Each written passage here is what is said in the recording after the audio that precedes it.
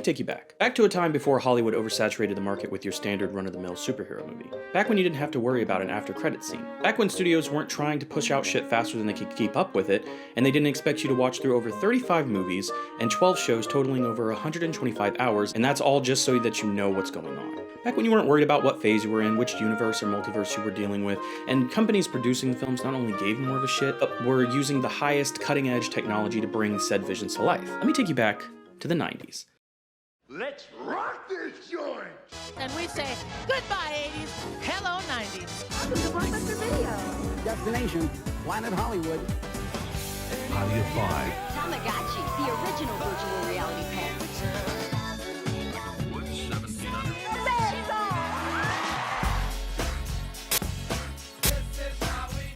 The 90s was chock full of comic book movies, from TMNT, The Crow, Spawn, Darkman, Batman Returns, and so many more. But it was a really weird time for Marvel, as they were starting to go through a little bit of a bankruptcy as the comic industry began to crash on them a little bit. As such, they began to sell off several movie rights for several characters, including Spider-Man, Fantastic Four, and of course X-Men. But one movie did so well that it changed the face of superhero movies forever. And no, I'm not talking about the 1990 Captain America, which is weird because I'd never heard about that movie until I started doing research for what the topic we're talking about today.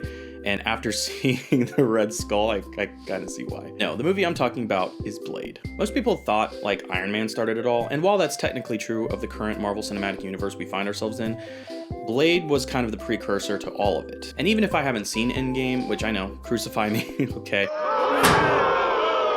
Oh no! I do believe that Blade ran so that movies like EndGame could soar. Now, of course, you have Sam Raimi's Spider-Man, Daredevil, and of course the X-Men movies. But in 2003, a little company, I don't know, you might have heard of them, Universal, came up with a new twist on an old character. Universal tapped into their inner rage and produced Hulk, directed by Ang Lee, and featuring talent like Eric Bana, Sam Elliott, Jennifer Connelly, Daniel Day-Kim, and of course featuring a cameo by Stan Lee and Lou Ferrigno, both of whom I've met. Stan Lee being a pretty standard encounter, like I found him.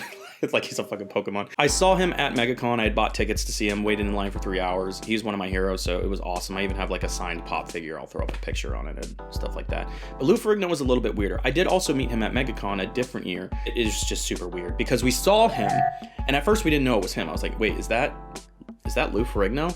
And just off in the distance, you just see a man standing. And imagine, like, because MegaCon is like set in a hangar.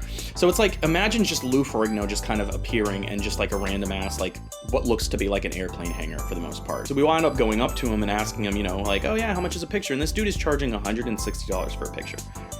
Yeah. So I opted for a handshake.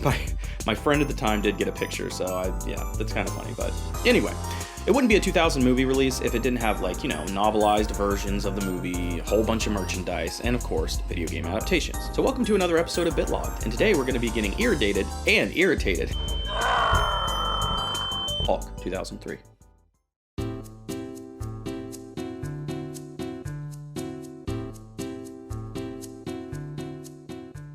Circa 2002 to 2003. At this point in my childhood, two superheroes dominated space in my mind, Spider-Man and Batman. Quite honestly, those that know me kind of know that not much has really changed.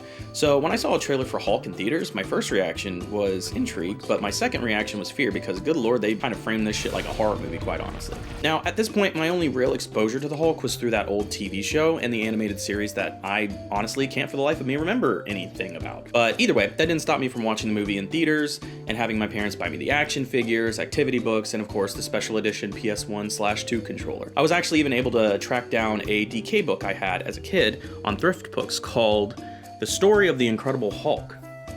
It's super nostalgic going through this, by the way. Because of this book, I was able to kind of remember a lot of the villains' names of and just characters in general from the Hulk universe. Like, you know, your Grey Hulk, your General Ross, the leader, Abomination, and of course,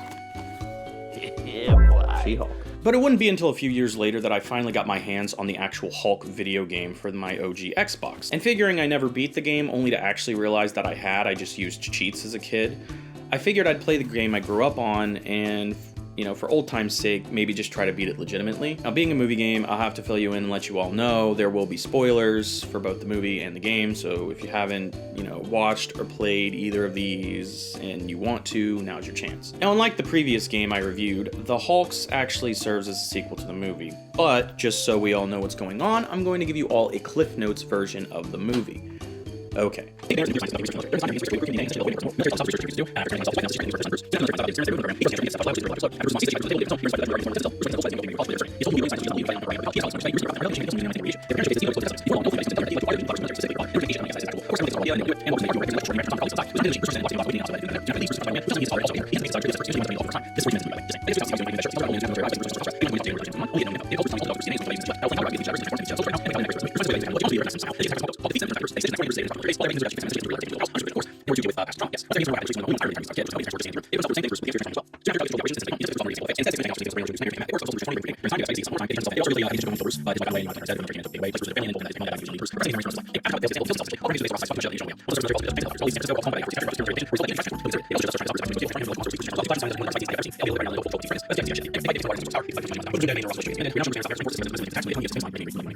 you get all that? Good. If not, YouTube has this nifty little feature that allows you not only to rewind, but also to slow playback speed. And honestly, I'd recommend it for anybody that's already seen the movie and is just looking for a quick refresher. But if you haven't, I'd highly advise against that because, honestly, this movie's actually pretty good. Now, I know I sound surprised, but I mean it. I mean, I was always under the impression that this movie was bad. Anytime anybody brings it up, I'm like, yeah, Hulk movie or something. And they're like, yeah, Hulk dogs, am I right? I'm like, ha, yeah. Bad. Or the fact it was a movie that I didn't really remember a whole lot about and had no interest in rewatching as a kid. But all things considered, it's a pretty solid movie. No, it doesn't really have the same sort of feel as most Marvel movies today, and the CG can be spotty in some areas, but the story is pretty well told and it's a pretty good updated origin story for the Hulk. It's got a pretty good cast and it delves deeper into the psychological aspect of Bruce Banner's mind. Either way, give it a watch if you haven't. Moving on. The focus of today, however, is the story that follows it. But before I get too ahead of myself, I have a confession. In my last video, I thought I was doing the most by introducing, you know, the video game, going through all the special features, watching the extended edition of the movie, and essentially just trying to pack it in with as many facts and things relating to that as possible. I think now looking back at it, I could have done a lot better as far as the review goes, and I really wanted to try to mend that with this one. And obviously I might have gone down a rabbit hole, because I mean, hell, I found a fucking book from, you know, when I was a kid and stuff like that. But there was something that I felt like I had to do, because otherwise if I didn't, I'd be doing this whole review a disservice. As I said before, I wasn't really like super crazy about Hulk, but I did have several action figures, books on him, and you know, obviously after doing some digging, I wound up finding something else that just completely, I just for some reason completely forgot ever existed. And as a 28-year-old man, I bought me some of these. Oh yeah. Oh yeah, baby. Yeah, some Hulk gloves. That's right, baby. We got the Gamma Green Yak Goon Gamer gauntlets, and I'll be damned if they're coming off during sex. Or this review. I used to love these growing up. I mean, I actually wound up buying another pair first off of eBay. Like right here. Fucking, oh my god, these things are hard to fucking grab.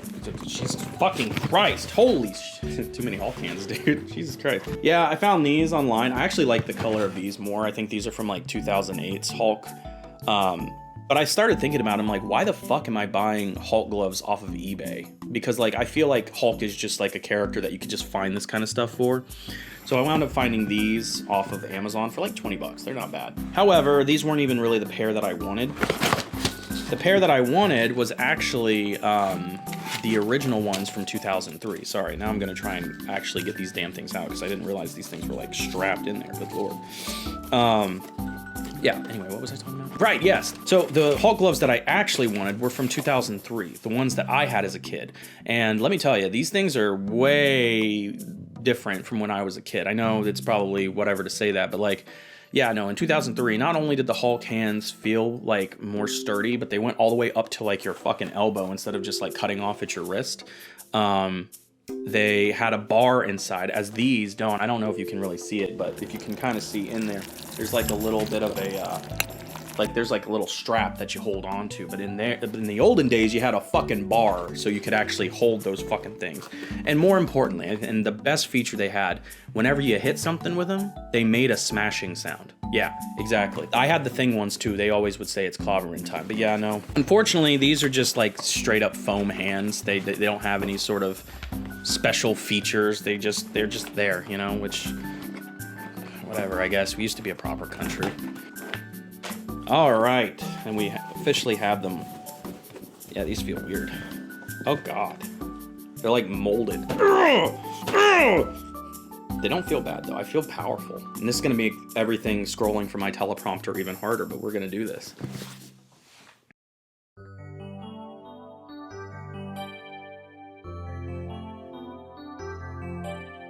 This game takes place 1 year after the events of the movie, and this is something that I absolutely had a hard time finding because no place on the internet seems to know exactly. I've gone to places that have said 1 year. I've had places that have said 5 years. I've had places that have said 8 years because I guess they thought, oh, well, we could connect it to the 2008 movie, even though 3 plus 8 doesn't equal 8. That's not how math works. From what I've seen and how I actually found this was that it's not shown on any back of the box. It's not shown in any instruction manuals. However, in the strategy guide for Hulk, in the very back, there's a whole set of interviews from a lot of the developers. And from one of the developers, whose name I don't remember, but I will put the actual image of it here on the screen, he essentially says right in the beginning, like, yeah, this takes place 1 year after. So it makes it very confusing because throughout the game, Bruce Banner alludes to the fact that it's been several years since the military was chasing him, but I'm like, the military was chasing you in the movies, so that's not even in time. I don't think anybody knew when this was actually going to take place when it initially happened, so whatever. We open in the desert at a Kirby's gas station. Kirby Mains represent. Oh, yo! I'm joking, guys. I'm joking. Please, guys, I swear to God, I'm joking. I know Marvel fans are going to get mad. I know it's Jack Kirby, okay? I know. I'm joking. I'm joking. Bruce Banner pulls up and runs inside to the restroom, passing some amazingly subtle product placement from another green giant that I know of. Proceeds to wash his face with warm water, which is a commodity in nowadays standards. You generally will get like lukewarm at best in most gas stations, but anyway. He wipes away some fog from a mirror to reveal the Hulk, who proceeds to grab Bruce and smash his head into the mirror, actively depicting how it feels to play this game. Bruce gets angry, obviously, and begins to transform, rightfully so. We open back outside in the desert where the military is converging on Bruce's location. However the hell they found he was there, I have no idea, but yeah, they are sending out an entire convoy of tanks, jeeps, and helicopters to go fuck him up. Once Hulk emerges from the gas station, you start a nice little tutorial. Afterwards, Hulk attempts to grab one of the helicopter wings, which loses its balance. The helicopter wing breaks off. He transforms back into Bruce while falling through the air, only to be woken by the sound of a phone ringing. On the phone is his old colleague, Professor Crawford. Crawford tells him he's essentially found a way to reverse the effects of the Hulk on Bruce using a device called the Gamma Sphere. And all Bruce has to do is just sneak into a heavily armed military facility. Easy. Bruce agrees and makes his way there. Bruce sneaks in and winds up getting to the Gamma Sphere with the help of Hackerman Crawford, who looks like some type of like Scrooge, Bloodborne looking motherfucker. Anyway, Bruce and Crawford activate the Gamma Sphere and Bruce has his gamma energy drained. After recovering from what looks like a painful extraction, Crawford winds up getting his hands on the sphere, taking some of that gamma energy and turning himself into a Hulk man known as Ravage. And then he just takes the orb and runs. Now it's up to you as Hulk, and Bruce Banner, to follow him, smashing, crashing, and sneaking your way through over 22, possibly 25 action-packed levels to take your power back before it's used for something else entirely. Yeah, I'm a little confused because on the demo it says 25, in the instruction manual / the strategy guide it says 22, but the demo came out after the game. I don't know. I'll have to do another count and I'll just stick it up here on the screen because I'm not rewriting the script, okay?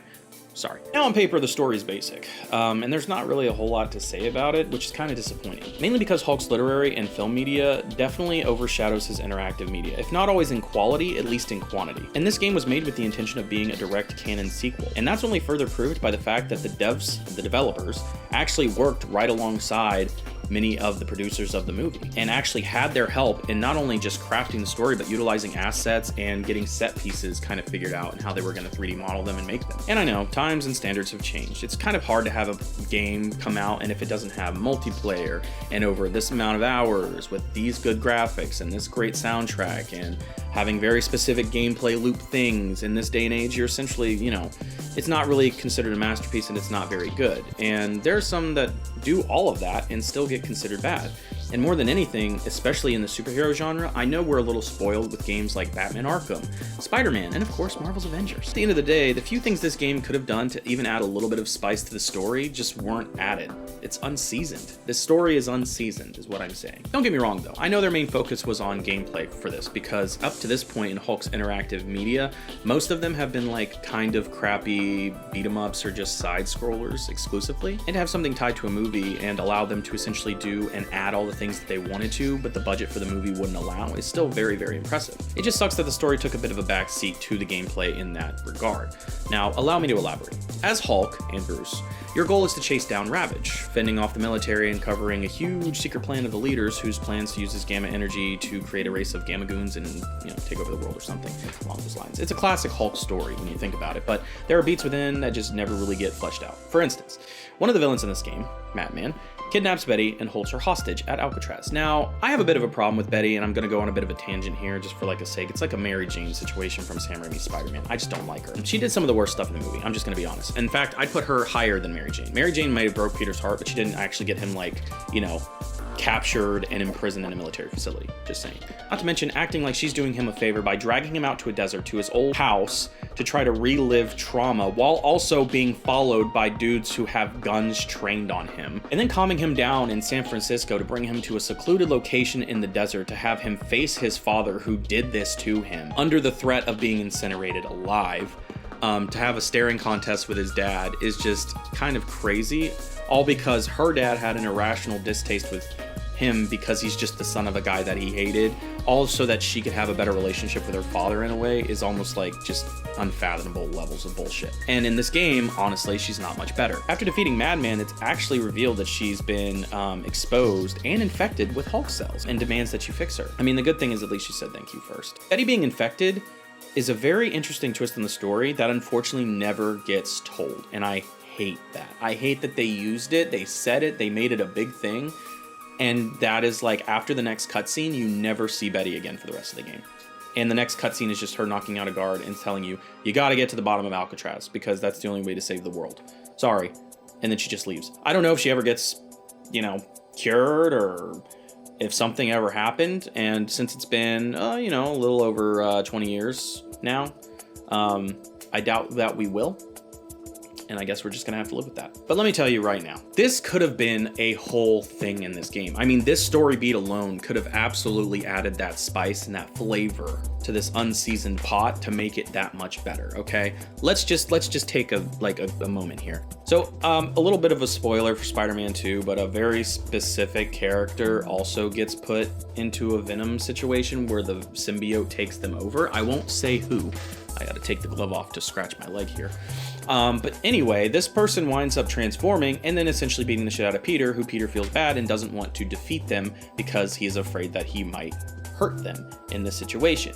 They could have done the same thing with Betty, where Betty transforms into a Hulk-like monster and loses control because she's not used to it and has maybe her own amount of unrepressed rage that she just doesn't know how to deal with because of her dad and all the situations she's been put through in the last couple of years with the military. It could have been absolutely amazing for them to do that and go on the psychological side for Betty as well and make her more of a prominent character in the movie and in the game, or whatever the hell they decided to do past this point. Or have it to where the leader, because she's been exposed, has found a way to control certain gamma cells and then can control her to fight Hulk. And then obviously as Bruce Banner / Hulk, you're conflicted with fighting her, or maybe she's just stronger than him like She-Hulk would be. I don't fucking know. And the better part is obviously this could build a story for later. Because of the permanent nature of the disease, General Ross now has to do the unthinkable and not just chase after Bruce, who he fucking detests, but his own daughter, giving him sort of like a moral quandary. So he decides like, well, is this really what I want? Do I want to have to chase down my daughter for the rest of her days? And this also allows Betty to see things more from Bruce's perspective, which would solve the issue from why she broke up with him in the first place, aka getting to see it from Bruce's perspective. Now, obviously, he didn't have that perspective of the Hulk back when she broke up with him, but like, understanding now how it feels to feel alone in the world, but not feeling alone anymore because there's somebody else out there that's like you. I don't know, man. I feel like that all could have been a story. By the way, Marvel, if you guys, you guys want to hire somebody for story writing, I got you. There's only one other thing story-wise that I just really didn't care for, which is the ending. It starts off interesting. You go there to face off against the leader. He throws the Gamma Sphere at you, and it immediately absorbs all the rest of your Hulk energy, leaving you just as Bruce Banner. Then tells you essentially he's like, just leave, go away. You have the choice to leave, and Hulk, he just says, no, I'm not going to do it. I feel like giving us a choice would have been cool. And listen, I don't ask for a lot, okay? I don't. I mean, in these games, they could have dialed it, they could have phoned it in, just like they did with Batman Arkham, where they just give you a post-credit scene if you choose to leave. That's like a phone call from Betty sounding disappointed that now the leader's taken over the world and everybody's going to die. Or, I don't know, a news report saying, oh, the world's gone to hell, the leader's taking over, and now we have to do this and stuff like that. And I don't know, it would have been really cool, but instead they don't give you that option. And most people would be like, well, why would they do that? But it's like, they did this for several other games. They did it for King Kong. They did it for Star Wars Episode 3. They even did it for Spider-Man 1. You don't have to say.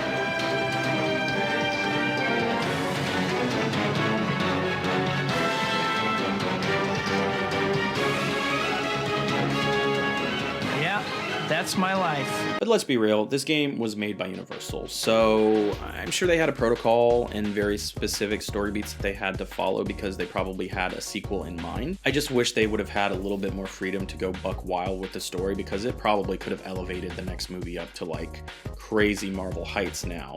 After defeating Leader, you smash the Gamma Orb, he kind of teleports off saying, fuck you, I'll be back eventually. And then you get like a cutscene of Crawford trying the Gamma Sphere again, only to realize, no, it's broken and he's just going to be stuck there forever. And then going back to General Riker, who's now taking the Gamma cells, I guess, from Flux and saying that he's unlocked the keys to the Gamma Kingdom. What I will say, though, that was pretty nice is that the cutscenes really do add a lot more to the story. It's nice just seeing like fully like animated and voice acted cutscenes for this game to kind of help push the story forward a little bit, and it gives it just that much more level of authenticity. On top of this, however, I will say that some of the cutscenes just seem like a flash of images, and one of my biggest gripes with the cutscene is that they happen after the synopsis. So like, you'll beat a level where you're Hulk, you've just taken out an entire army, tanks, guards and Gamma Goons, and then all of a sudden you get a synopsis saying, you got your ass kicked as Hulk, and now you're stuck in this space where you're Bruce Banner and you can't transform, and you're just like, what? How did I get here? And then the next cutscene will fill you in like, oh, that's what happened. But they don't even tell you in the synopsis, which you see before the video, how you got to that point. So it's just, it's a little weird. Those are a little backwards. I wish they would swap the video and then put the synopsis after, but whatever. I digress on that. Like I said, so many things in the story could have been better, but at the end of the day, what can you do? It was an early 2000s game and they probably had a lot of things that they couldn't do. So it is what it is, and we're gonna go ahead and move on to the next section.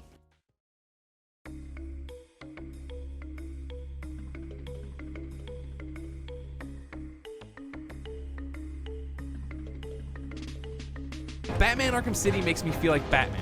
At its core, Insomniac Games' adventure strives to make you feel like Spider-Man, and thankfully, it succeeds at nearly every swing across Manhattan's rooftops. Let's be honest, if you're even remotely online, you've obviously heard reviewers say this before, but I can't say I feel the same. Don't get me wrong, I love Spider-Man and I love Batman, but how am I supposed to feel like Batman while reclined in my couch, shirtless, eating hot Cheetos off my belly? You can't, okay? But I'll be honest, Hulk feels like the exception to the rule. If me being green and shirtless wasn't enough for me to feel like I was the Hulk, then maybe it might have been how fucking pissed this game made me. And yes, I know I should probably get that green thing checked, but let me do it after the review, okay? Let me be honest, straightforward. The Hulk is a difficult game, okay? It absolutely gave me a run for my money for sure. I can no longer blame my younger self for using cheats. Worst part is, I played this game the way it was intended to be played, with no cheats on the normal difficulty. And it still took me about 5 hours and 44 minutes to beat, which I believe is a little higher than the average, just a little longer than your average long play of the game. But considering I went in kind of like, I wouldn't say completely blind, but I might as well be blind because there was a lot of stuff in this game I just don't remember. I'd say it was, I don't know, I think I did okay. I thought it was a pretty average time. But holy crap, this difficulty is absolutely something. In order to make sure I'm not going all over the place though, I have divided this up a little bit, and as I've stated, you play as both Bruce and as the Hulk.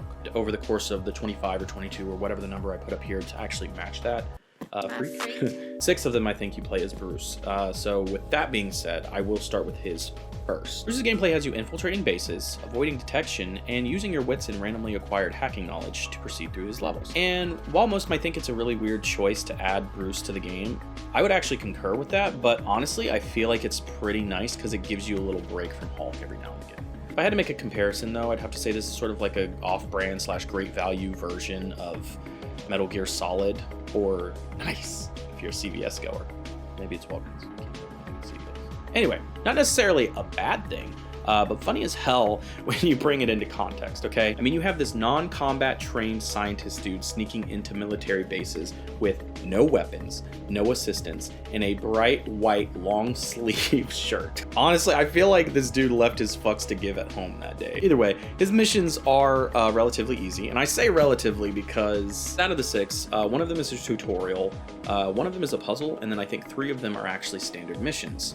And one of them is the most ridiculous thing that I would have ever expected to encounter in a video game like this, but we'll go ahead and see what our boy Bruce is up to in his little bright white Ralph Lauren, okay? Bruce may not be as strong as the Hulk, but what he lacks in strength, he makes up for in wits, cunning, and the weird ability to walk to himself. My time in South America was an escape, but I have to continue my research. Science is my only chance.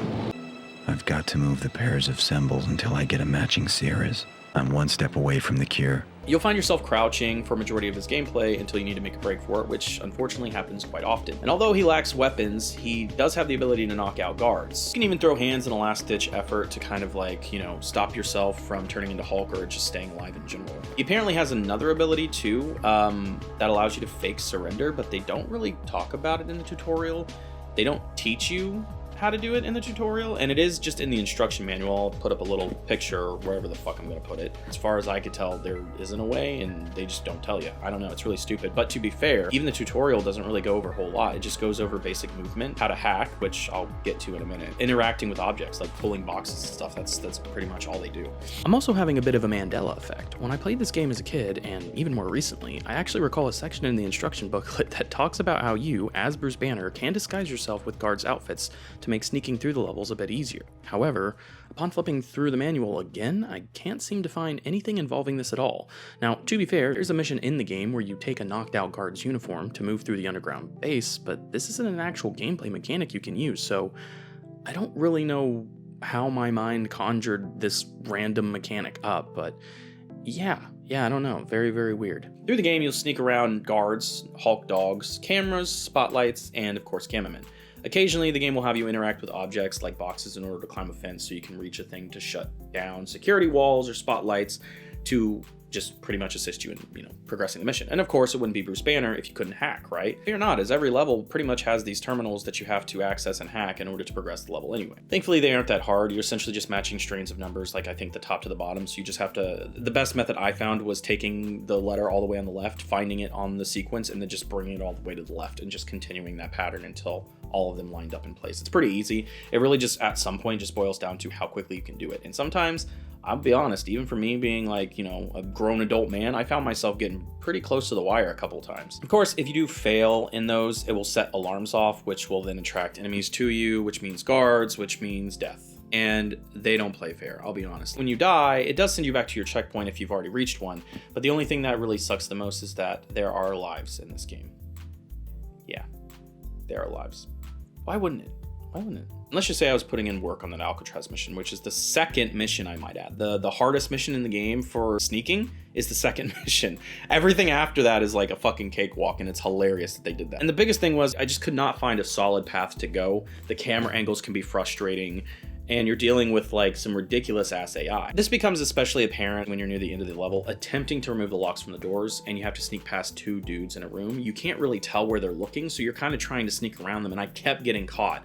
I actually almost ran out of lives while doing this, and that would have been more frustrating because then I would have had to start like this long ass level all the way from the beginning. And the good thing is you get a choice. You can actually choose whether or not you want to waste a life or you want to just restart the level. So if I died like in the first area, I would just say restart the level because I don't want to waste lives. So at least they give you that choice. I never really had to deal with this so much with Hulk. I mean, I say that, but there are some times, and I will talk about those when we get to him. But I also gave this game a shot on PC, test it out and see how the game looked. Everything was smooth sailing until I got to Alcatraz, and I don't know if it's just a copy of the game because, weirdly enough, and I'm taking the glove off for this, I do have a copy of the game on PC. But unfortunately, I don't have a disk drive, so I couldn't have actually played it. But I was even able to download a patch, which is just another exe file for resolution. Also, the cutscenes and voice clips would cut sometimes, and it was super glitchy getting it to work, especially with the controller. But good luck to any of you that do or have something that already works, because I just found the PC port just wasn't really worth the time. Thankfully though, and with regards to playing as Bruce, you start with 3 lives just over the course of the game. That's everybody, Hulk too. You can find more lives throughout the level if you're bold enough to explore. Bruce seems to get pretty fair checkpoints. Enemy AI can lose track of you, allowing you to get away, hide, and then re-strategize from there, which is good so that your attempt is not just automatically forfeit. And at least having the option to fight is there. And of course, with 6 missions and 2 of them being hallways, there's not really much else to say, so I guess we can move on now. Hulk's gameplay is exactly what you're expecting though. Smashing, crashing through destructible levels, taking on soldiers, gamma goons, Hulk dogs, robots, tanks, and in occasional boss battles, all while chasing down the Gamma Orb. And it may not be impressive by today's standards, especially if you're comparing it to like Ultimate Destruction or 2008's, but if it wasn't for this game, I don't think those games would have been as good or even as highly revered as they are today. Allowing for partially destructible environments, smooth 3D gameplay featuring combos, grapples, and rage meter attacks, this game was a pretty big leap, especially from its previous game, which was called, I think, Hulk the Pantheon Saga. And while I respect it for giving a solid foundation, it still has its quirks. Hulk's gameplay is more of an action-adventure beat-em-up. The main goal for all levels is just to get to the end or be the last thing standing. Not too bad, but definitely repetitive, unfortunately. First level walks you through some of his basics. You know, Hulk has a punch attack, a clap attack, and a grapple. Punch and clap can be alternated or delayed to string combos, or can even be held for a stronger version of the attack. Grapple allows you to do a variety of attacks depending on what you press. One hurts them exclusively, one hurts multiple enemies sometimes, and the other one is just throwing them. The grapple can also be used to pick up debris, which can then also be used as a weapon. As you are smashing through the levels, the red bar, or as it's called, your rage meter, will constantly fill up. Once filled up, rage mode activates and you're able to do more damage and do rage attacks, which feature a beefier sonic clap, and of course a super ground pound. He even has this really cool ability to deflect missiles if you time it just right. I wound up using the clap just because it was a little easier, but every now and again when you punch it and he's the direct target, you just gotta hope that something's not closer to you, otherwise you're just not gonna hit the missile. And it does feel super satisfying when you do it, so yeah. However, all that's cool and all, but here are my takes on it. The combos are cool and all, but honestly, after the first few levels, or at least when you start seeing Hulk dogs, you might as well not even try, because bigger enemies can pretty much just stagger you mid-combo or just knock you down. In fact, past a certain point, I just found myself using the 3-hit square and then grappling anything else like on sight if they got too close to me. Objects are great, especially for enemies like shield guys or Half-Life, and no, I'm not talking about that guy in the science team. And for the shield guys specifically, you have to wait for them to like lower their shield so that you can attack them and hope that your fist doesn't tractor beam to somebody else that's closer to you, possibly causing you to hit their shield on accident and get knocked back anyway. Thankfully, taking damage and dealing damage builds up your rage meter. The only unfortunate part is you can't choose when it activates. If you have a full rage meter, it automatically activates. Thankfully, it replenishes pretty quick and on its own, and enemies typically drop red orbs or green orbs, depending, that can help fill up not only your health but rage meter, and they just consistently spawn. Like, biggest downside to me though is that even when in rage mode, you still take the full amount of damage. Through the levels, you'll have to destroy generators, survive ambushes, and bust down walls in order to progress, but I honestly can't tell most of these levels apart. Some do a good job at kind of being different, like when you're escaping from the rooftops of California or something like that, but for the most part, you know, you'll be in underground labs and tunnels, and they all look the same and they all have similar objectives. And yeah, I don't know, it just kind of started to get, like I said earlier, repetitive and kind of boring after a while, and just kind of hard to separate that. But thankfully, there is a bit of enemy variety, but not much. You know, soldiers have a few variants: your standard, your shield, and your missile launcher, which also can be deflected, which is kind of cool. There's only one Hulk dog, which for some reason is like hilarious to me, because they just modeled this one and they're like, yeah, that's it, that's all we really need. Of course, you have the Gamma Goons. Some have guns, like different types of guns, I think, or some just beat you with sticks, I think. You have robots. I think there's only one type of robot, and occasionally you'll fight tanks, and sometimes there'll be like a mini boss, like a helicopter. But for the most part, most of the enemies are the same throughout a majority of the game. I never really found too much of a challenge in any of the Hulk's levels, aside from like maybe a few, mainly just because they would overload me with enemies, or I would walk into a room and miniguns would just shred my health in a matter of seconds, and I didn't realize that they were even there. But I'd have to say the biggest challenge from this game came through the boss battles. In total, there are 5 bosses, but there are 7 battles overall. Each boss has their own gimmick and their own pattern, and some are definitely harder than others. In fact, the first boss you fight, you can't even touch. Yes, I'm referring to Half-Life. The battle was kind of ridiculous, and honestly, it kind of caught me off guard. I'm over here thinking, oh, this is the first battle, I'll be fine. And then I wasn't. Half-Life is fast as hell. He loved absorbing my health, and the moment I did some damage, he immediately grabbed me and then stole the damage that I essentially stole from him right back. He also managed to counter every single one of my pipe swings, and honestly, by the first attempt, I was like, this is null, I'm not gonna beat this. My second attempt seemed more fruitful, and I got him to the end of his health bar, and then another gimmick was added that I didn't realize was a gimmick. And weirdly enough, this is a gimmick that is for every single boss. And it's that every boss you fight in this game, aside from the case where you have to fight 2 bosses at the same time, all have 2 health bars. I thought I was playing Hulk, not Sekiro. What the actual fuck? I didn't know this game had that. I'm like, and this seems like, to me, like a hard difficulty thing, not a normal difficulty thing. I think normal, I beat him, his health bar's gone, he's done. Instead, they're like, nope, sorry, you gotta get through a second one. Eventually, I learned like a tactic of knocking him into generators to deal the most amount of damage, which was nice. You just gotta get it at the right angle. And environmental objects, especially for battles like this, do respawn, except there is a battle later on that you have to fight them, and there are no objects in the environment. And I found out there was another mechanic that they don't tell you about, where you can jump up, slam down on the ground, and then things will come down from the roof. That seems probably pretty common back in the old days, but like I completely forgot that was a mechanic in this game, and they don't say anything about it. And if they do, it's so quick on the screen that it's gone by the time I realized. So yeah, I had a really hard time and actually had to look up something on how to beat this game, especially for that battle, because I was like, I can't do anything to Half-Life, because you do fight him again. Thankfully, the gimmicks for the other bosses aren't bad. You know, Madman's is don't hit him directly while he's glowing. Flux is dodge his grenades, destroy generators, and try not to be distracted by the cute pet names he calls you. Drop me now, sweetheart! Let go of me, maggot!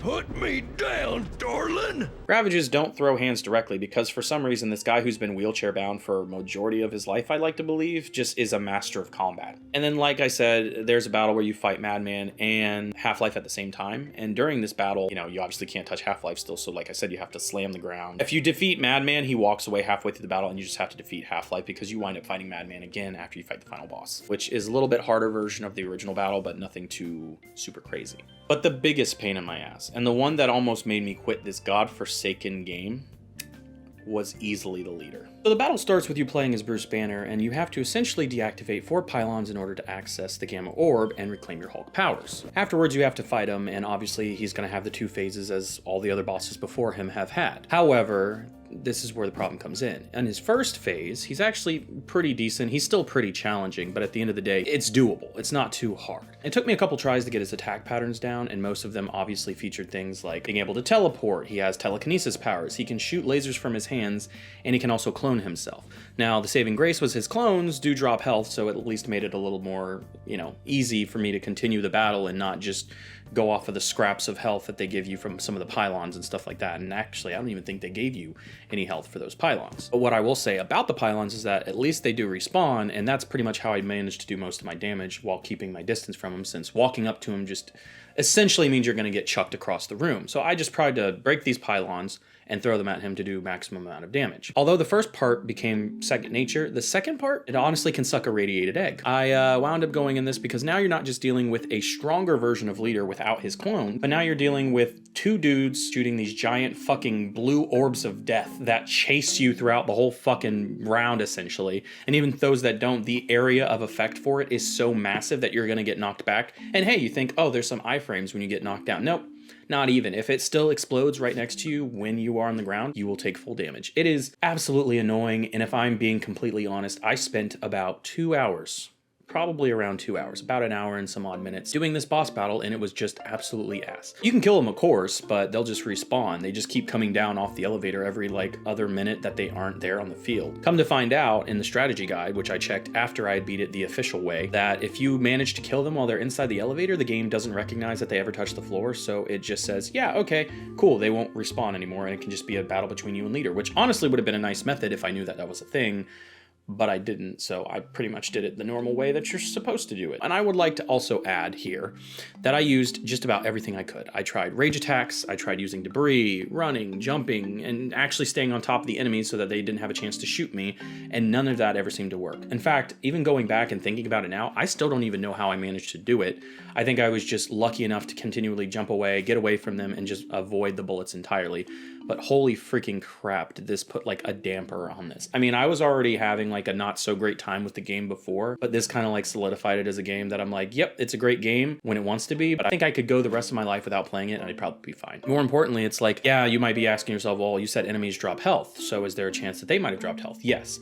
However, the freaking risk is not worth the reward because it's essentially like a health is going to be like a drop in the bucket. And I forgot to mention this, but like between the health and the rage orbs, they randomize. So sometimes they'll be small or sometimes they'll be big. It really just depends on what the game feels like giving you at the time. And sometimes you'll get like a literal like sliver of health, or sometimes, and I know I'm probably trying to make hand symbols with these, but you know what I mean. But yeah, you can, it essentially tries to give you like either a sliver of health or like a decent chunk of health, but you will never know what you're going to get. So it's always like, once again, high risk, possibly low reward, and it's not really worth it. And they do this for the rage attacks too. Sometimes you're not even guaranteed those. And here's what's worse. Say, for instance, you kill a guy and you're like, okay, I need to get over there, but this other guy's going ham and he's starting to shoot shit, and I don't want to get close because I want to actually avoid that and try to get to those health pickups. If you don't get them in time, they just disappear. So yeah, it's kind of a trade-off, and unfortunately for me, it wasn't a very great trade-off. After these 2 hours, I finally managed to get him, and I was just so ready for this game to be done. And of course they had to throw one last boss at me, which was Madman. Like I said, the Madman battle wasn't too bad. I think I might have died once, and it was its own level, so it wasn't like I had to redo everything, but I digress. That was Hulk 2003 for me. It was a very fun, experience at first, and very nostalgic trip for all this stuff in terms of gameplay. But yeah, near the tail end of the game, it just became so freaking infuriating. Now, outside of the story mode, they do offer a few challenge modes as well. I didn't mess around too much with these because, like I said, I was kind of already like at my wit's end with this game personally. But hey, it's pretty nice. It's a nice little thing if you wanted to play as Hulk, practice some combos, or, I guess just see how long you can last. Now, some I think you have access to immediately, if I'm not mistaken, but some are actually locked behind progress. So you actually have to play the story if you want to unlock certain endurance modes. Now, there are 3 types of modes for challenge mode. There's endurance, there's time attack, and then there's Hulk smash mode. Endurance is just seeing how long you can last. Time attack is surviving the 4 rounds and racking up points from how many people you kill, I believe. And then Hulk smash mode is the same as the mode that I just mentioned, except now you're racking up points for enemies and for environmental destruction. Aside from the challenge mode, and as I kind of briefly mentioned before, this game does have cheats. Unlike King Kong, there's a dedicated cheats menu, so you don't have to enter any code to access them. It is just, hey, there's a cheats menu in the options menu that you can go into.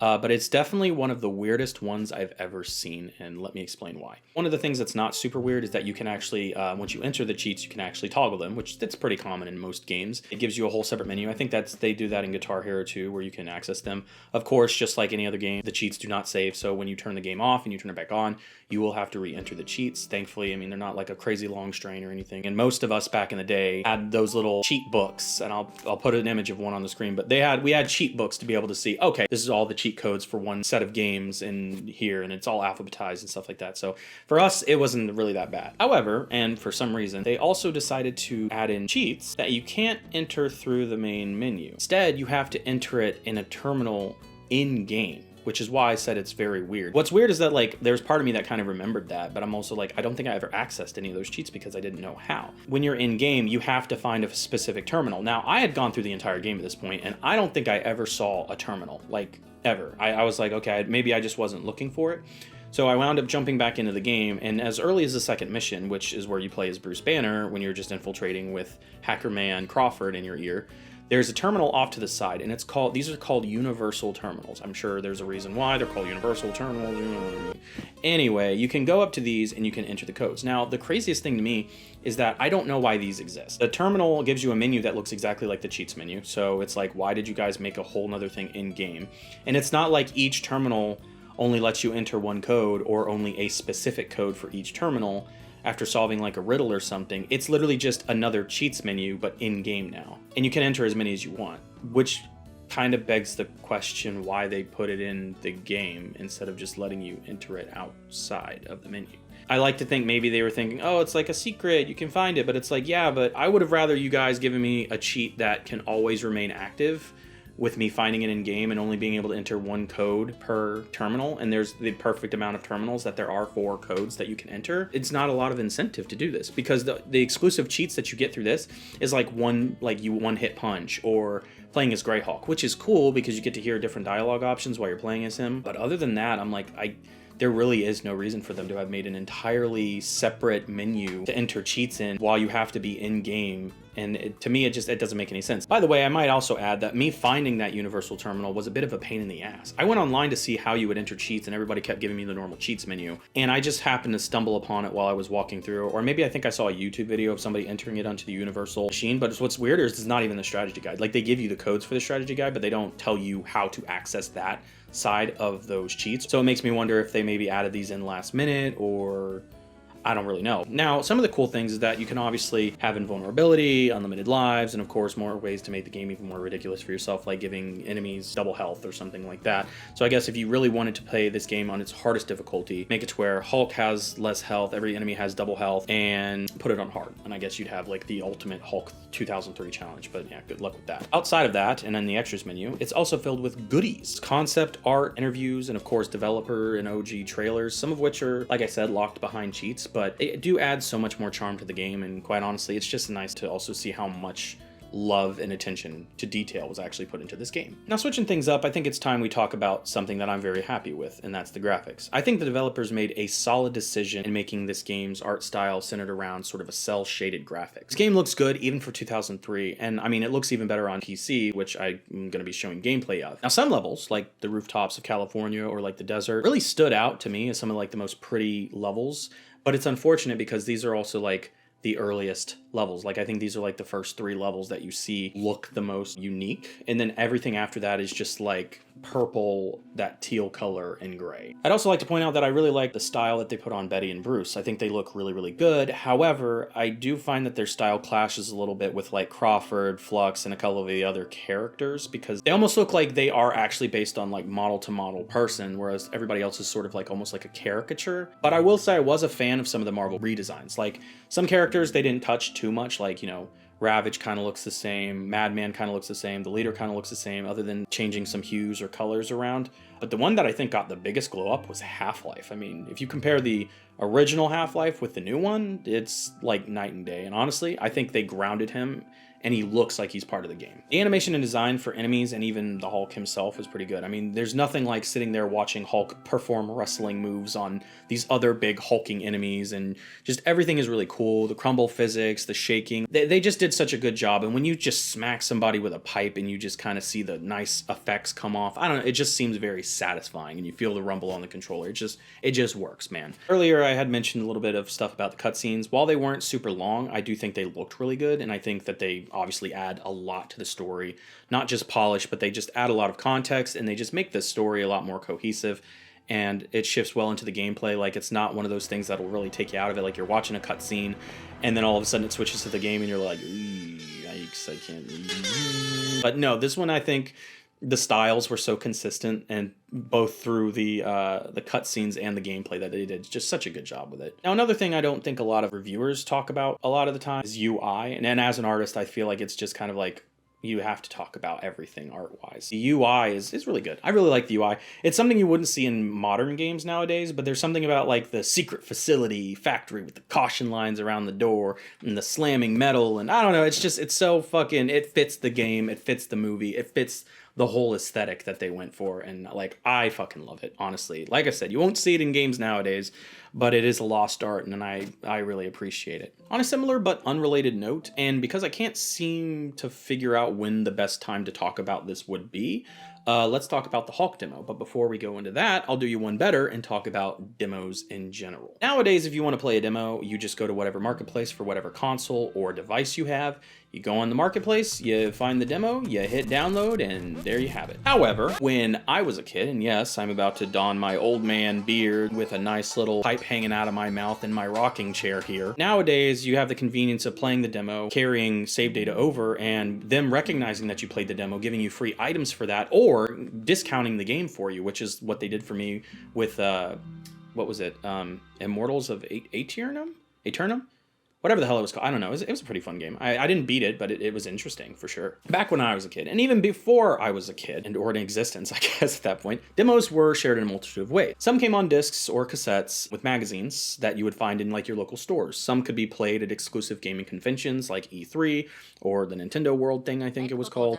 And in a similar vein, and this is something that I experienced a lot more, they did this kind of same thing with gaming kiosks set up in places like Walmart and such. It absolutely killed your neck, but let me tell you, it was worth it to beat Slow Ride on Guitar Hero 3 on Expert with nobody around but thinking that a whole crowd of people was watching you and you were just like the most badass there. I don't know. It was something I did as a kid. Anyway, if it wasn't that, it was like trying to wait in the long ass line to play the Wii, because back when the Wii came out, you couldn't actually buy it. It was so fucking rare. So the only way to do it was to like go to Walmart and just hope that you could get in line to even just play it. Or the other one I did, me and my friends, would go to GameStop and try to play on the new 3D TV that Sony had released. And it was cool because it was a 3D thing where they were like, yeah, and anytime you play co-op games now, they're gonna have this functionality where you can have one person wear a set of glasses. And the idea was that instead of seeing split screen, you both can look at the same screen, have the full screen to yourself, but the person wearing the glasses only sees their screen. It was really, really cool, but like I think that TV was somewhere in like the thousands of dollars, and that was like a small TV. So I'm like, yeah, that's not really worth it. Game demos also came packaged with other games. For instance, there were games like Parasite Eve on the PS1 or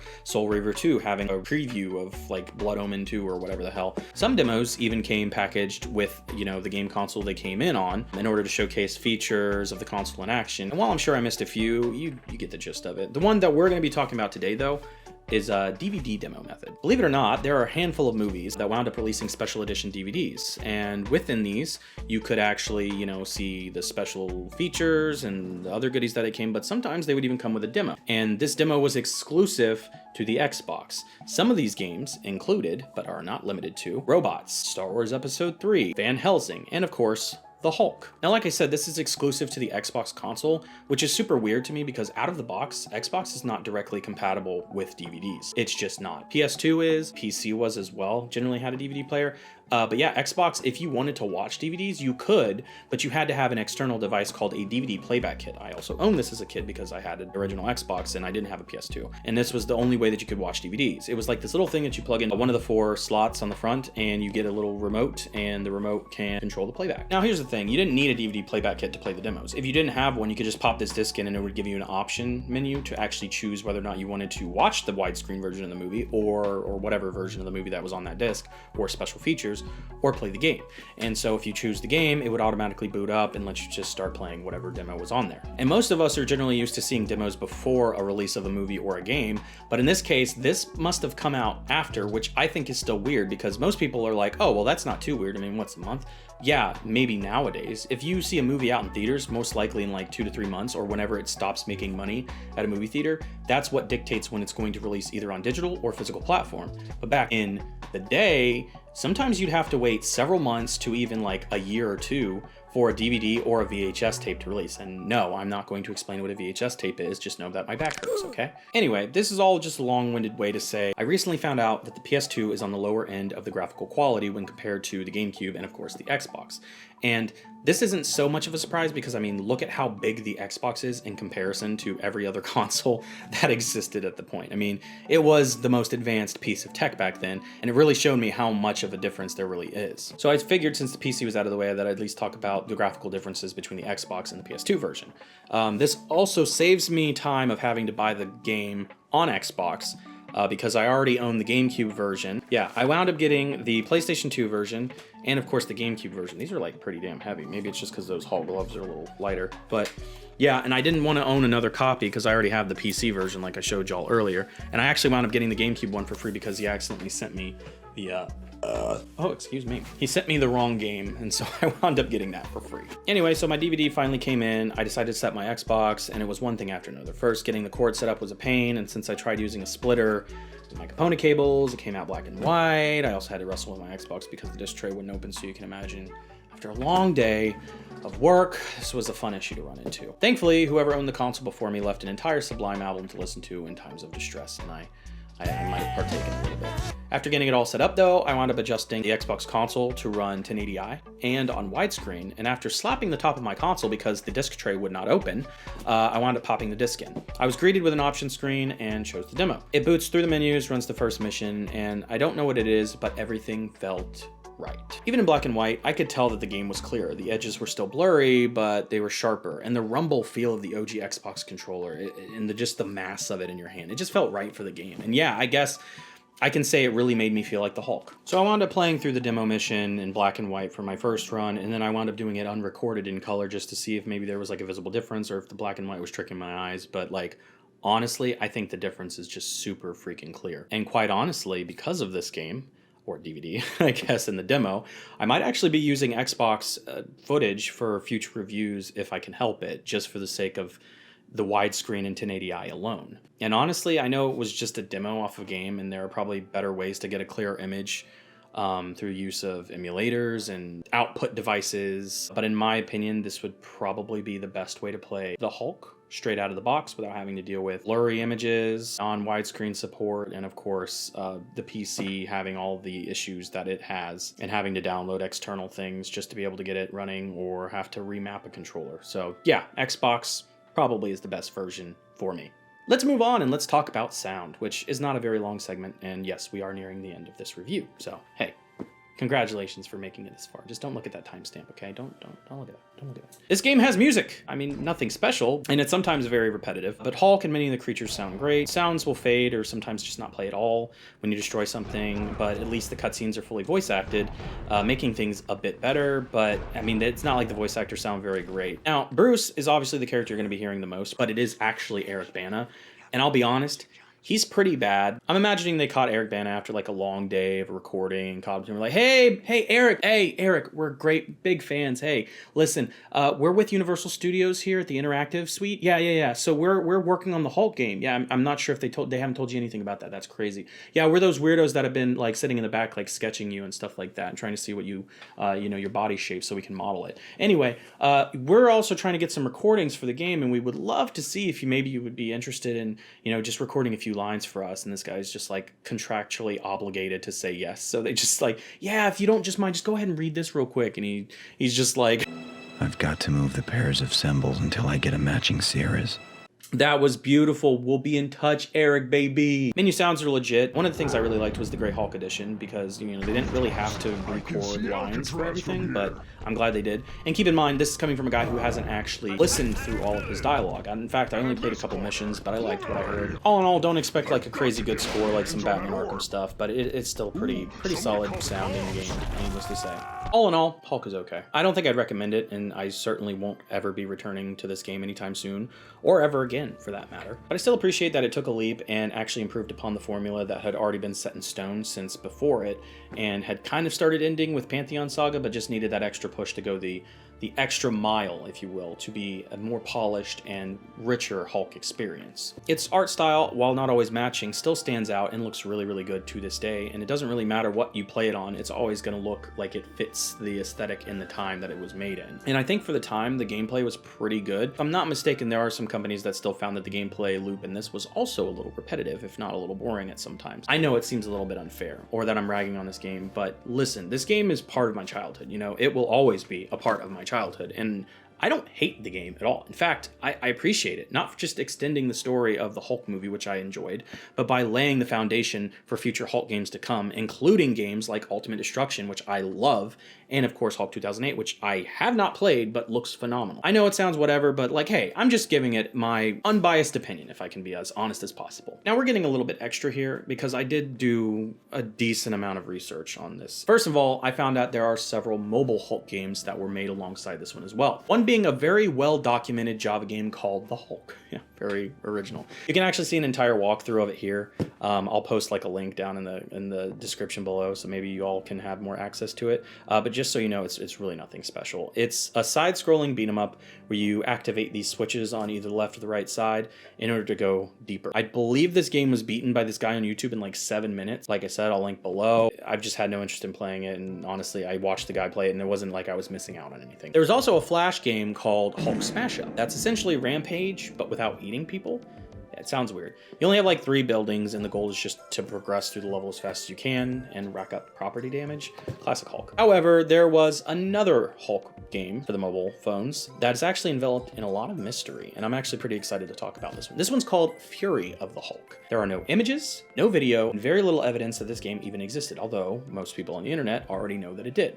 Or maybe not most people, but the people who care about it know that it existed. In fact, the only image that I can find on anywhere is on Google Images, and it's just this. Apparently, it is a puzzle game where Hulk is surrounded by tanks and has to match tiles in order to progress. It features 999 levels for some fucking reason, and was only accessible on hardware that ran brew programs, which is an acronym for Binary Runtime Environment for Wireless. Now, I did do some digging because, you know, I felt like there's never anything that's truly lost when it's been on the internet, but I think it is, honestly. I found several archives that feature mini brew games, and yet all of them seem to be missing Fury of the Hulk for some reason. Unless they titled it under something else, I could not find this game. I think it's lost to time, and it's strange and quite sad, especially for like a character like the Hulk. They wouldn't let that shit slide for like Batman or Spider-Man, but for some reason the Hulk's game just slipped under the radar, and the only other thing you can find is like reviews. There's one review from IGN, and there's a couple of Reddit posts and stuff like that, but like the IGN review said it was like such an ass game that it's not worth your time anyway. So although I'm a little upset that I won't be able to play the game, it would have been at least nice to know that there's a chance to have given it a shot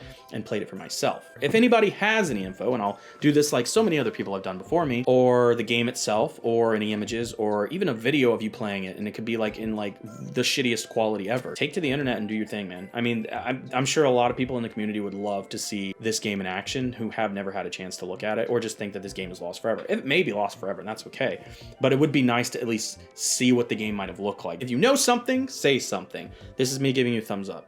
I'll fucking Photoshop it in. I don't know. Just, you know, I'll keep it still so I can Photoshop it in because I don't want to have to do all that work. Well, everybody, that's Bitlogged. God, wait! What if I told you there was more? Wait, come back. Please come back. That's right. I forgot to say, I've been standing around toxic radiated sludge for too long, and if there's one thing I learned, it's that life is fragile. Thing that doesn't last forever.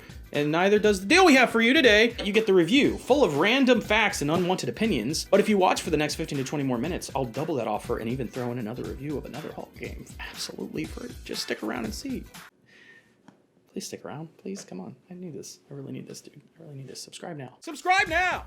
Now, I wasn't initially going to do this review for this game we're talking about, as it frustrated the shit out of me, but my gamer ego wouldn't let me do it. After some deep thought and taking a break from Hulk games for a couple of months, I definitely returned a changed man, a headstrong man. And while this game does technically feature Hulk, it has absolutely nothing to do with the movie at all, which made me question not only my sanity, but my reason for doing it in the first place. Either way, even if it has nothing to do with the movie that we're talking about, or the movie game that we're talking about, it was published in the same year. It was published by the same studio, Universal Interactive, and even had ads ran in the back of the GameCube manual. And the game I'm referring to is The Incredible Hulk for the GBA, or for those of you who are uninformed, the Game Boy Advance. This game was certainly a surprise to me. In almost every instance I can think of, most companies attempt to keep all their games kind of like in the same thing. You know, Spider-Man did it, Daredevil did it, Ghost Rider did it. They didn't do, anything else outside of that. And there are a lot more examples of that too. It's just strange to see them release a completely unrelated game featuring Hulk so close to the movie without having anything to do with the movie. Now, I know I said I wouldn't take the gloves off during this review, but obviously as it's already happened multiple times, I think we're gonna have to take that for what it's worth, and maybe I might even try to finish out the rest of this review without these. They're making my hands very sweaty. But the main reason why I wanted to do this was so that I could all show you this. Now, as many of you know, I try to attempt to always own a physical copy of these games when I'm reviewing them. I don't want anybody on the internet saying, oh, you don't actually own this game, and try to get me in trouble for it for whatever reason. But I mean, and I don't think that's really like the biggest thing in the world. But I wound up actually getting this copy of the game, and I think I dropped it earlier, so now it's like really, really loose. Oh yeah, that's really, really loose. Oopsie. Yeah, I dropped the game on accident while I was trying to carry everything in here. Oopsie daisy. And it wound up, it was kind of cool because I wound up getting off of eBay, and it came with like the instruction manual. I didn't get like a Colt box version of it or anything else like that. But I'm actually really upset because I didn't know about it until now. But if I would have done a little bit more research, I probably would have known. This was actually supposed to come with a like a print/poster that kind of showcases a little bit of like, I don't know, it's just a cool illustration and all that other stuff that was supposed to come with every single game. And unfortunately, I didn't know about it, so I wound up finding it on Google Images, pretty high quality versions of it, and I just went ahead and like combined them. So I'll stick them right over here so you can actually see it. Beautiful stuff, right? I actually really like the print, and part of me is upset that I didn't do it, but I'm like, I've already spent too much money on Hulk hands and the games, so I think we've capped out how much money I'm willing to spend on this franchise anymore. Okay, we're a little fucking crazy right now. So the story starts with the origin story of Bruce, and seems to be closer to the comic book origin, like I said. They didn't pull from the original comics, otherwise Hulk would be gray. He would also transform at night. So it must be taken from a later comic series, possibly by the same name. Marvel nerds, do your thing in the comments. The story follows Hulk on his quest for solitude that unfortunately never comes, as it never does, due to a multitude of foes that come after you. The story is set up like a comic, even going as far to have screenshots with speech bubbles and stuff like that to give that effect. I honestly really love it, and although most of this stuff is labeled as pixel art, it's like not legit pixel art. It's like they took an image and then downsized it so that it could sort of mimic that same thing. But what's weird is that I don't hate it for this. I feel like it kind of matches the style, so I can't even really be too mad about it. Now, typically when they do these like little comic things, it's in between, sort of like, they're like the cutscenes from the main game. They just add context to what the hell's going on, so you know why the hell you're now in a suburban city and now you're in the future 400 years later kind of thing. And yes, that is a thing that happens in the game. And I really like them, but they don't always show up. I think they generally only show up when it's like a very important event. Well, I mean, I say that, but they do pop up a lot more, especially near the end of the game. But most of the time you're going to get this image right here, which in my opinion looks like Hulk is about to drop like the hardest R&B album of 2003. And it's funny because typically it'll just be like Hulk sitting there and then Bruce essentially talking in his mind like, I gotta get the fuck out of here. I'll be honest, the story is certainly out there. I don't know what else to expect. I feel like that's just Marvel Comics in general, but like, I was not ready to be dealing with like humanoid cave people in one level and then be transported like 500 years into the future by a cannon that Bruce supposedly built at some point. I mean, man literally unlocked time travel and he's playing with fucking nuclear bombs and shit. Come on, man. I enjoyed the story though. I mean, it was campy, obviously. It did have a lot of weird fucking pacing for sure. And honestly, it seemed to follow no pattern at all, which I think is pretty common for comics at that time. It just, like I said, it just felt like I was reading an old comic book. And the ending was pretty satisfying too, even if I do question how it would have actually played out, because I don't think it would have played out the way it did, but I digress. I would have liked to see the origin story of more villains, because I think they only really show you the Abomination's origin, and everything else is like within context. So the cool thing is in the instruction manual, typically they will say, hey, in here, how each person came to be. Like, so for instance, the leader, once a simple worker with gamma base, the leader was responsible for moving gamma irradiated waste between the laboratories and the base's reprocessing facility. Good lord, can I speak? I can't speak. Anyway, they kind of tell you how all of these villains came to be, but they don't actually, they just show up in the game. So if you don't have the instruction manual and you've never read a comic, you're gonna be like, who the fuck is the leader? And I think that's just the funniest thing. I'll be brutally honest though, I don't really remember much of the story. There's a lot of back and forth and it can be really hard to follow sometimes, like I said. Now, gameplay is a lot different from the movie game, obviously, because it doesn't have the same technical advancements. This one is an isometric beat 'em up with several platforming elements, because you can't go wrong with platforming in an isometric game at all, ever you could do that. Thankfully, platforming doesn't come into effect as often as you'd think. There's only like a few times, I think, in the game that you can actually take damage from just missing a jump. You're never gonna just fall off the edge of a cliff or something and be like, yep, he's dead now, and I had to make that jump, and I hate this game kind of thing. Thankfully, there was nothing like that. Hulk only has one attack and a jump. He can also pick up and throw objects in the environment, and destroying objects or hurting enemies also grants you rage, which allows you to use several rage abilities as you progress the level. You obtain these stars off in the bottom right corner, which then highlight these fists in the bottom right, and each fist corresponds to a new rage attack that can be unlocked as you achieve Super Smash or Rampage. And honestly, I just, like, that was a jumble of words. I know, I'm sorry. It is a bit much, but all you need to know is the more you smash, the more rage you get, the more abilities are unlocked to you for that particular level. They also gave Hulk a passive ability to be able to constantly heal himself over time, which I think is really cool. It will take from the rage meter that you use, but as long as you're continually moving and smashing, you're essentially invincible. However, in later levels, the amount of enemies can become overwhelming and cause you to lose health at a much more rapid pace, which means you have to find a safe spot and heal. And most enemies, if off screen anyway, will leave you be, while others will literally follow you to the ends of the earth and back. It is pretty funny though to like exploit this. I wound up exploiting not just like normal enemies in a level, but also bosses, like, because sometimes bosses will just forget to track you while they're in this small little arena. So I just would go to the corner, wait for my character to heal, and those characters, any of the boss characters, they don't heal. So it's just you can just sit there and heal. My only gripe with the healing is how long it takes, and I actually wound up, thankfully I was playing it on an emulator, so I just wound up using a button to speed it up. But if you were just playing this on the original GBA, yeah, it might not be as fun. Now, obviously with the bosses, you know, you can exploit that, but one of the biggest things that's kind of a downside is that your attacks and just thrown objects in general, which are your main means of attack, don't do a whole lot of damage, which I guess kind of levels the playing field a little bit, so it makes it more fair, like, okay, hey, he's doing way more damage to me per capita, but if I can just keep myself alive and keep rehealing, then this should be cake. Now, the only other gripe I have with the bosses, though, is that a lot of them aren't even the villains that you're supposed to be fighting. You never explicitly fight the leader, or I think it was the executioner, or maybe you do. I know that for the most part, generally they'll just throw robots at you. They'll be like, fight these robots for me, yeah, and then all of a sudden you're fighting robots or something. I think you fight the executioner twice, and obviously the abomination at the very end. Every other boss, like I said, it's just some type of robot or robots. The point of most of the missions is to get from point A to point B, you know, fighting goons, destroying objects, and clearing obstacles in your paths like walls or generators that you can safely cross an electric floor. On a few occasions in my playthrough, they have you dispatch a certain amount of enemies, and in one case had me dispatch enemies and destroy generators. Ooh. This isn't too bad until you hit like the last few enemies remaining and you have circled the map about 1,000,000 times and hoping that something stands out or looks different. But other than those few examples, most of the levels objectives were the same. The levels are set up like mazes and are also set in different areas like an underground facility, the desert, caves, cities, and even the distant future. The game isn't too hard, at least, you know, starting out it isn't. The levels are fairly straightforward. As you navigate, you'll come across like arrows on the floor that point you in the right direction. And while these are present throughout a lot of the starting areas, they kind of start to fade as you advance further in the game, making navigating an annoyance sometimes. I found this super annoying in the cave levels as everything sort of mixed together and I couldn't really tell what was a normal wall or destructible sometimes. This was only worsened by the fact that if you don't continue to smash things and your rage meter gets depleted, Hulk actually starts losing health.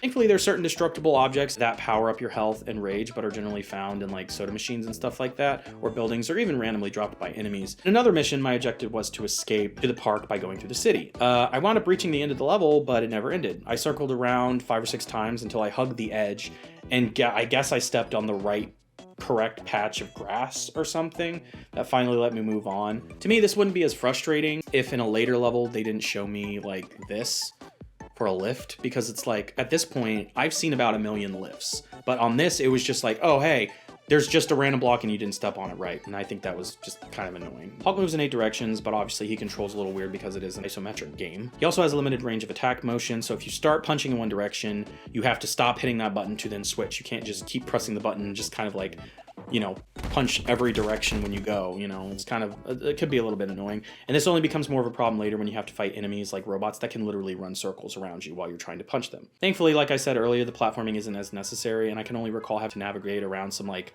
poison patches in the caves and also climbing upstairs. And you can't just walk upstairs, you have to jump them. It doesn't really make a lot of sense, but we don't talk about it. Now, I will say I love the level design. It honestly felt like a breath of fresh air, especially after having played a game that was essentially just hallways and like maybe occasionally a big room where you'd have to fight a bunch of dudes. And while it was kind of confusing at sometimes, it kind of gave off like that old school Fallout / Diablo vibes that I was really there for. Like, I really enjoyed that. I thought it was really nice. It does get frustrating when it comes to later levels. One instance had me trapped in this room with robots to solve a puzzle. Actually quit playing the game after this level because I didn't know what I had to do. Come to find out, the puzzle could be solved by walking on one singular stone that's marked by the yellow. Now there's 4 on both sides. You had to know which one was the right one. This would have been easier if you could see that the door opened. But the camera's so zoomed in on Hulk that you can't really see the surrounding area, so I would run over these tiles and I'm like, did that work or did it not work? This is like the first time it's really introduced for the most part, so yeah, I don't know. It was not very fun. On the same subject of tiles and holding things down, there are objects in the environment that you have to find for certain rooms where you hold it on a button and it keeps the door open. However, it's a little bit more frustrating in this game because you'll be going through the levels, you'll find that thing and you're trying to bring it, but it keeps falling out of your hands because you keep getting hit. The best part is you can throw these, and if you can learn like just how far you can actually throw it after you get, you know, far enough in the game, you can just start throwing it and it'll land directly on a tile and you're set. And even I think in cases around it, it'll automatically zoom in to it and just lock in place. So it's pretty nice, but it is a little frustrating when enemies continually spawn in. Now, outside of the normal mode of the game, which is the story mode, there's also another mode called Hulk Match, which is a 4-player free-for-all smash-a-thon where you play each as a different colored Hulk and you just walk around beating the shit out of each other and causing mass destruction. I don't know if there's like individual game modes in this thing, as like the instruction manual I don't think really talks a lot about the game modes, or maybe it does. I don't know. The goal of the game is to be the last player left alive by defeating the others in missile-based combat. Huh? The fuck? The game will end when a player reaches the predetermined number of kills or is the last man standing. What do they mean by missile combat? What does that mean? What the fuck does that? I don't know. Anyway, that's Hulk match. Unfortunately, it's not easily accessible. The only way to play Hulk match is with an actual Game Boy Advance link cable, and unfortunately, I don't have a Game Boy Advance or the link cable. But once again, I don't know. I didn't think it was worth it for something that I couldn't even properly record. So, yeah. And emulators don't let you do it. Don't know why. But anyway, of course, this game has cheats. Not a lot. I think there's a button combo in the in pause menu, and there's only one in the game. It's just for a level skip. But according to a website called Almar's Guides, there's also codes that work with the Game Shark, which was a little device that you'd connect to your Game Boy and allowing you to do certain things to like debug or break the game. Some of these things included, but are not limited to, invincibility, unlimited rage, and being able to walk through walls. Now let's talk about the thing that obviously I'm pretty excited to talk about, graphics. It obviously features a pixel art style, which can look super great in some areas and shoddy in some others. I found myself being a little bored at the start because, once again, I was just stuck in laboratories and there wasn't really a whole lot of variety in the type of environments. And let me tell you, once I hit the surface, my jaw dropped. From the tile sets of the bases to the caves and even the yellows and the purples of the desert, and I was blown away by the environmental art of this game alone. Like, it could be muddled in some areas. You got some like jaggies sticking off, or like some floaters, I think they're called, floater pixels that are like purple or something because they didn't know that it was there, meshed in too well with the colors. But even still, the art for me, especially the environmental art, shined like heavily.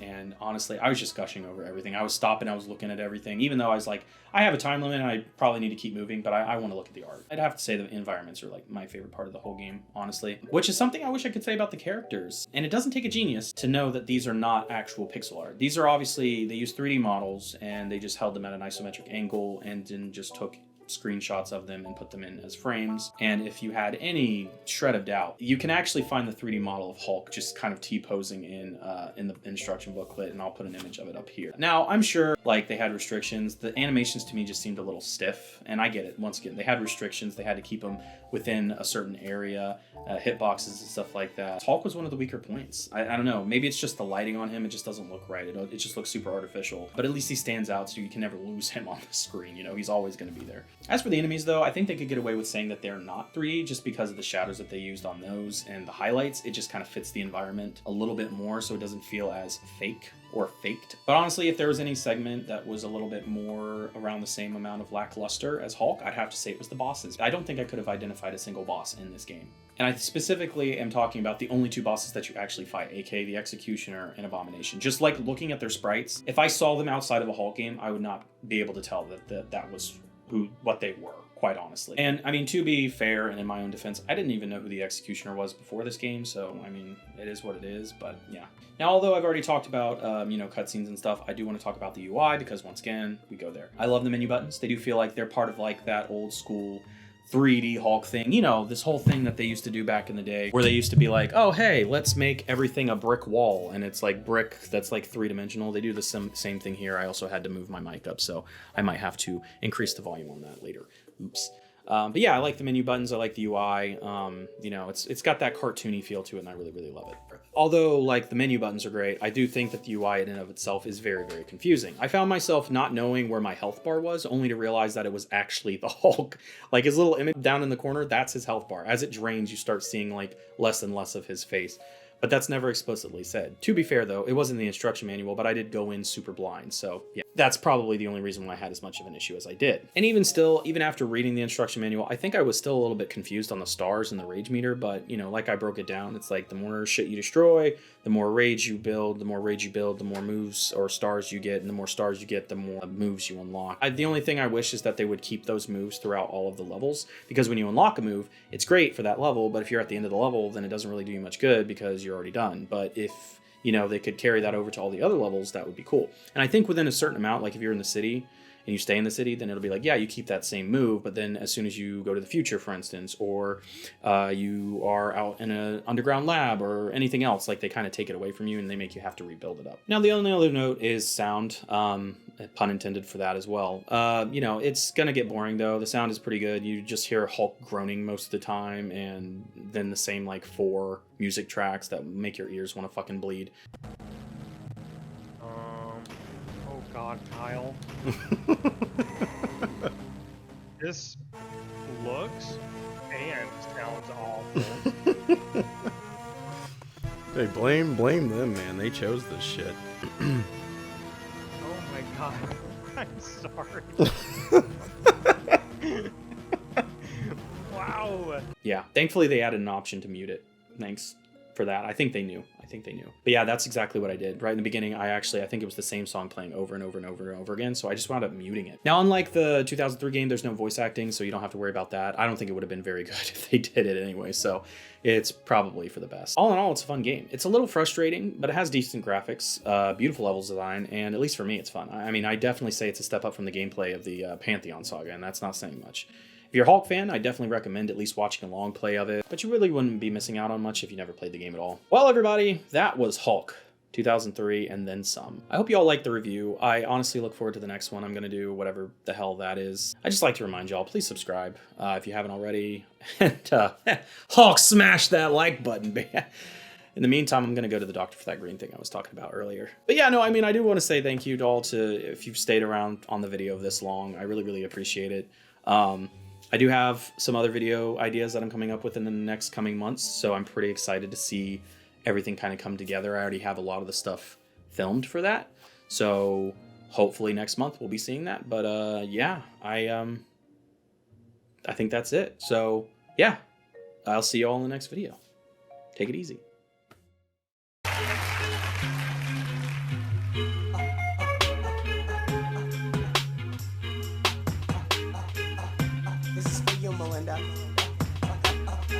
I hope you like it. Yeah. Hey, y'all, they teach this in school. It's not always cool to be cool. What? They try to play you for a fool. Like you see a girl who's unique. It's a treat, cause she's sweet. And she really seems to knock you off your feet. You wanna say hey, but you don't. You don't. Your mom says tell her how you feel, but you won't. Cause you're just too cool to tell her truly. Get your feelings all getting unruly. Don't try to school me. So she passes you by in the hallway. You're staring at the wall, trying to play while I say, man, you're cool. What? Really cool, slick, just like ice.